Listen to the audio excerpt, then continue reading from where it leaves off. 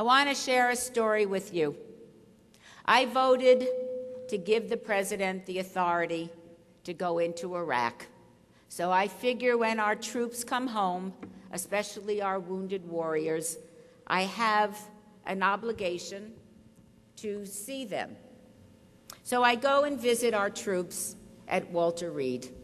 I want to share with you my experience the first time I went. Now, as my colleagues know, when you go to Walter Reed, you don't walk into a room uninvited. You stay at the nurse's station. They send the word out that there's a member of Congress on the floor, and you are invited into a room. I was invited into the room of a 24-year-old lieutenant. Sorry, there's a feedback.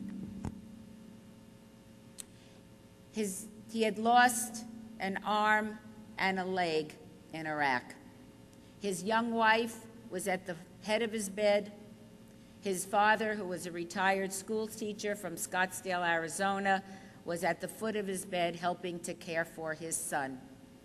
In the entire time that I was in that room, this young lieutenant never once mentioned the fact that he was lying there in that bed without an arm and without a leg. He was sharing with me how guilty he felt because 2 men under his command had died when one of those incendiary devices, roadside bombs, blew up their Humvee. As we continued our conversation, and I told him that I was the congresswoman from Las Vegas, their eyes lit up, and they told me they had honeymooned here the year before. Now, there was a chalkboard over this young lieutenant's bed. It said goals: March, sit up; April, stand up; May, fitted with prosthetic devices. That was a Thursday. I came home for the weekend, went back. Tuesday, attended my VA committee hearing at which the president's budget was presented to Congress. We opened up the budget, and to my dismay and disgust, there was a $12 million cut in prosthetic devices. Now, do we really want to balance this nation's budget on the arms and legs of these men and women who have sacrificed so much for the rest of us? I think not. And with the help of our Republican colleagues, we were able to restore the funding. But imagine my chagrin when I opened up this year's budget on the VA committee and found not a $12 million cut in prosthetics, a $36 million cut in prosthetics. Our veterans should not wait 1 nanosecond. When they are ready for those prosthetics better be ready for them, and no administration ought to cut that out of the budget.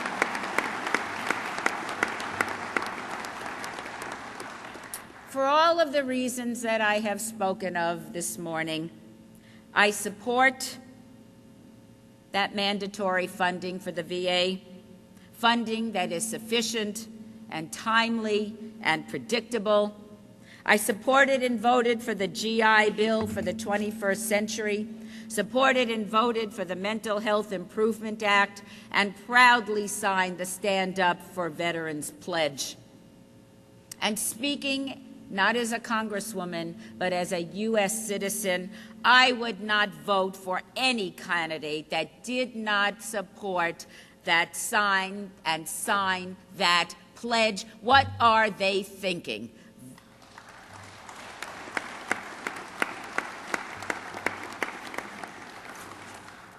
I don't think I could speak more eloquently as to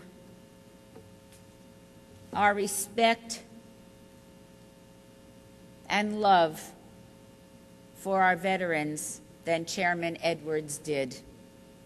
But I want to personally thank each and every one of you and your families for what you have done for this nation. I am the granddaughter of immigrants to this country, who could not speak English. They had nothing when they came to this country. No money, no skills. The only thing they had was a dream. And that dream was that their children and their children's children would have a better life here in the United States than they had where they came from. I often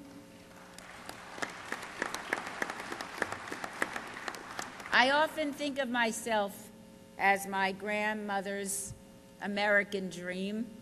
I think even in their wildest dreams, they never could have imagined that they'd have a granddaughter serving in the United States House of Representatives, representing, of all places on earth, Las Vegas. But that's what makes this country so unique, so remarkable, and so great. And the reason we are all of those things is because of your service and your sacrifice to this great nation. May God continue to bless our veterans, bless our great country, and thank you very much for being here and listening.